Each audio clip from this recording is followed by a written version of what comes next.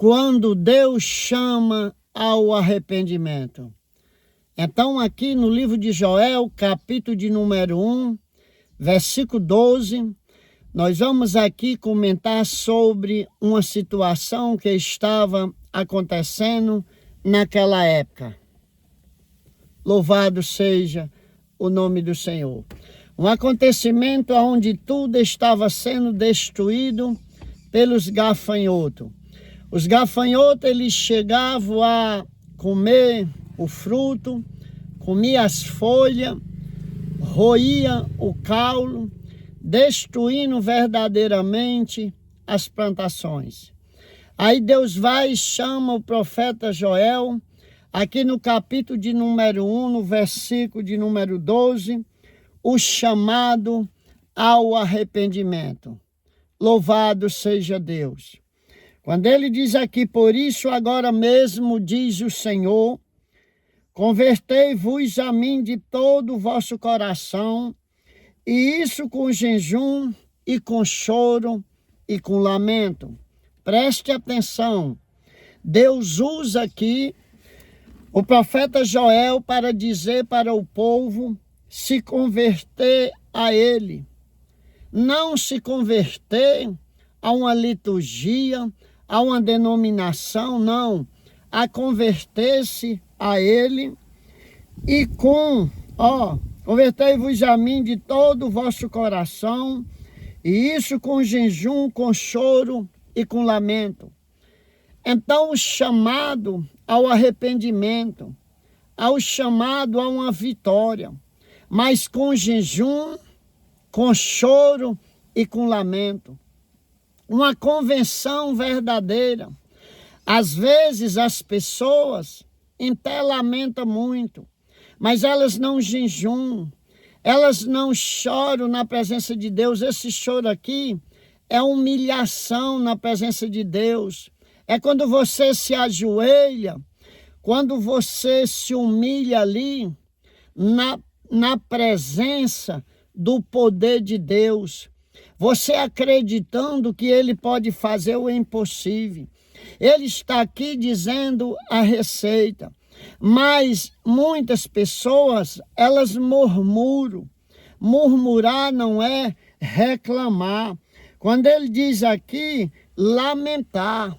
Quando ele diz lamentar, é quando você lamenta por aquela situação que você está vivendo, o seu filho, a sua filha. Então ele diz com jejum, com choro e com lamento. Você fazendo isso, você vai anular muita coisa que já foi falada, porque você vai ver aqui no texto uma palavra, arrepender-se. Aqui Deus está chamando você ao arrependimento, chamando eu ao arrependimento. Você fez uma análise sobre a sua vida, o que aconteceu em 2024? Ora, a nossa vida, ela é uma plantação. O que tu plantar, tu vai colher. O que eu plantar, eu vou colher. Então, por isso que muitas pessoas usadas, elas são incentivadas a você se voltar ao lado errado, se voltar ao erro. Porque se você plantar flores, você vai colher flores. Se você plantar espinho, você vai colher espinho. O povo aqui estava colhendo o que eles tinham plantado, a desobediência, a rebeldia contra Deus. Mas Deus dá uma receita a eles: convertei-vos a mim, venham até a mim, não com fingimento, com falsidade. Não adianta na nossa boca está a palavra de Deus, está o louvor, se o nosso coração está podre, o nosso coração está maquiavélico em fazer trama, em falar mal dos outros. Então não adianta nós fazer isso, porque Deus sabe tudo.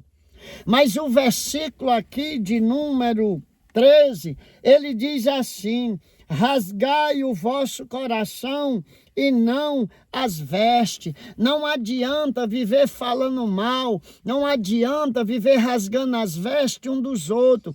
Ele não chama você a rasgar as vestes de ninguém, ele chama você a rasgar o coração. Sabe o que é rasgar o coração? É se aquebrantar na presença dele. E o outro lado não quer que você se aquebrante, porque sabe que você vai ter vitória. Você tendo um aquebrantamento de coração, então não rasgue as vestes. Ele não quer que você rasgue as vestes. Essas pessoas que vivem falando mal um dos outros, apresentando os defeitos, que vivem rasgando as vestes, o problema vai para ela. Eu costumo sempre dizer, é assim que funciona. Se você está com o escudo da fé, se você está com a couraça da justiça, se você está com o capacete da salvação, o sapato do evangelho, tudo aquilo que envio em rumo a você, ela vai bater em você e vai voltar. A Bíblia diz lá em Efésios que o escudo da fé é com que ele apaga todos os dardos inflamados do outro lado. Então, se tu estás na dependência de Deus, com o coração rasgado na presença dele, tu estás com a couraça da justiça, vai bater e vai voltar. Não te preocupa não que nada pega em você, mas se você estiver protegido, você entendeu? Vai bater em você e não entra, e vai voltar para quem mandou. Por isso que você vê que quem deseja o mal aos outros, ele volta para si. Aí então ele diz aqui para não rasgar as vestes, rasgar o coração e não as vossas vestes. Convertei-vos ao Senhor vosso Deus, porque ele é misericordioso e ele é compassivo e tardio em irar-se e grande em beneficência e que se arrepende do mal. Guarde esta palavra, arrepender-se do mal. Mas está dizendo aqui, convertei-vos, rasgai o coração e convertei-vos a ele, que ele é misericordioso. É pela misericórdia dele que essas pessoas que faz isso, que tem feito com você, elas ainda não desmoronaram de verdade. Mas se elas não mudarem, elas vão cair. Porque Tiago fala, é atraída, é engordada, e quando pensar que não, está enrolado mesmo. Então, não te preocupa não, convertei-vos ao Senhor que ele é misericordioso, ele tem usado de misericórdia, ele é benigno, né? E ele é poderoso para perdoar.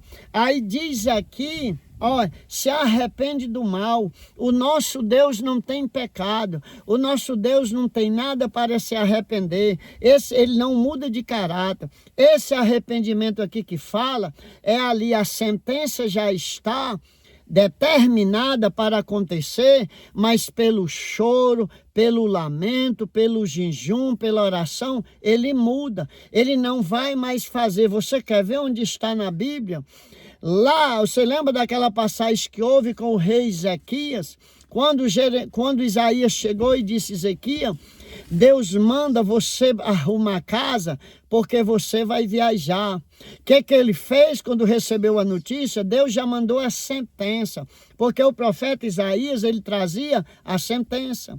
Quando ele recebeu a sentença, ele virou para a parede e a oração dele foi essa, Senhor, lembra-te que se hoje eu estou nessa situação, se eu deixei a soberba tomar de conta de mim, se eu me rebeliei contra ti, me afastei, mas lembra-te que eu te servi com sinceridade.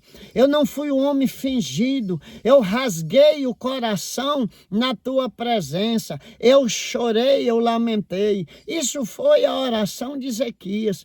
Quando Isaías ainda ia no pátio, Deus já se arrependia, ou seja, já mudava a sentença que ele tinha determinado. Isaías volta e diz: ei, Deus mandou dizer que você não vai viajar mais, vai sim, mas no outro tempo. Ele acrescentou 15 anos na sua vida. Ei, eu quero dizer uma coisa por experiência minha.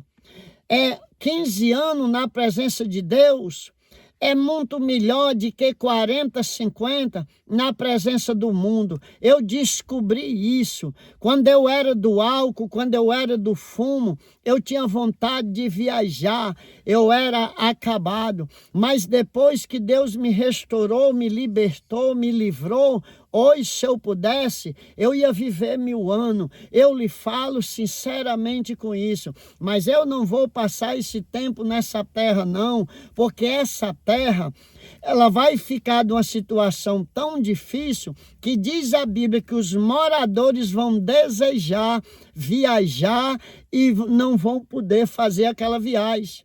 Porque vão ter que passar por aquela disciplina. Então ele diz aqui: louvado seja Deus, quem sabe ele não se voltará e se arrependerá e deixará uma bênção. Tá vendo? Então a vantagem de se arrepender é essa. Mas eu ainda quero aqui falar de 3 tópicos aqui que eu gosto muito de apresentar. Top. Então aqui o primeiro aqui é reconhecer o que estava acontecendo. O profeta fala da devastação causada pelos gafanhotos e convida todos a prestar atenção. Nós podemos refletir que muitas vezes Deus permite dificuldade em nossas vidas para que reconheçamos, nossa dependência dele. Você já viu aquelas pessoas que dizem: eu não sei porque isso está acontecendo, eu não entendo, mas elas não param para refletir. Passagem de ano é uma data boa para nós refletir o que nós fizemos o ano passado, o que fizemos de bom. Eu não deixo para refletir dia de ano, eu reflito à noite, porque eu não vivo semana, nem ano, nem mês, eu vivo um dia após dia. Eu aprendi isso com o Senhor Jesus Cristo. Então, na minha casa tem um mistério. A gente vive o dia, quando é a noite, eu agradeço pelo dia e faço aquela oração. Amanhã é outro dia. Alguém quer que eu já lhe dê uma palavra de uma viagem para o próximo mês? Como que eu vou poder dar uma palavra dessa se eu não sei nem do dia de amanhã? Então eu vivo um dia após dia. Louvado seja o nome do Senhor. Eu falei de 3. O segundo, o chamado ao arrependimento. Joel aqui ele convoca os sacerdotes, o povo, a lamentar. Ele convoca eles a jejuar, a clamar ao Senhor e converter. Então, quando ele faz esse chamado aqui, é para nós fazer uma avaliação, para nós fazer aquele análise sobre nossas vidas. Mas você vê que as pessoas são campeões em fazer isso na vida dos outros. Na vida da gente, não. É campeão em analisar a vida dos outros. Eu aprendi outra coisa. Quem vive a vida dos outros, esquece da sua. Eu aprendi isso. Então, aqui é um chamado a um arrependimento. Louvado seja Deus. Chamado ao arrependimento. Terceiro, esperança. Esperança na presença de Deus. Mesmo em meio à calamidade, Joel busca a Deus, mostrando que Ele é a nossa única fonte de ajuda e restauração. Louvado seja o nome do Senhor. Então Joel, ele faz um chamado aqui ao povo, que a nossa saída é Deus. É que nem eu também tenho um chamado. Eu tenho um chamado, atenção, cada dia as pessoas ficam mais distantes. Julgo, eles embolam tudo numa situação só. Não. Toda classe sempre tem os certos e tem os errados. Você não pode generalizar, eu não posso. Então o convite aqui é se aproximar de Deus, é buscar Deus. Muitos estão esperando a saída em outras coisas. Eu faço uma análise rapidinho com você. Não saia do vídeo, nós termina já. Se inscreva no canal, dê like, faça comentário. Louvado seja Deus. Então a vida, ela explode. O que é a nossa vida? Pode estar precisando de um arrependimento.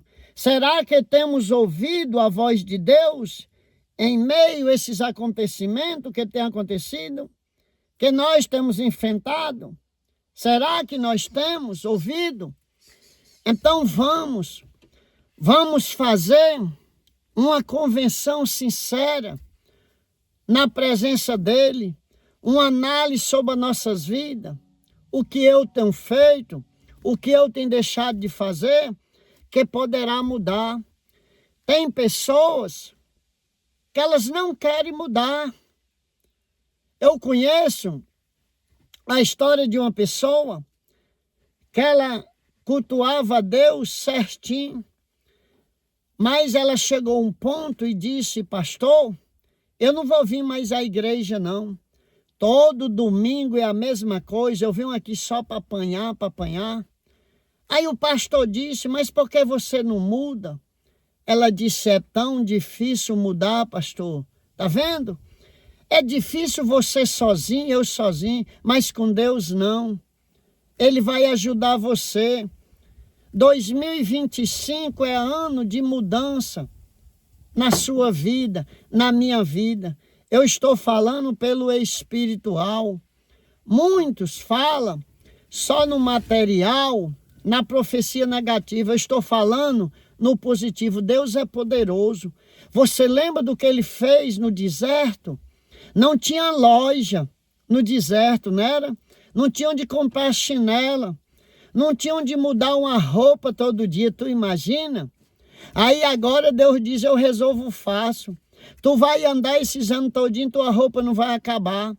Tuas sandálias não vai também se desgastar. Estás vendo como ele é poderoso?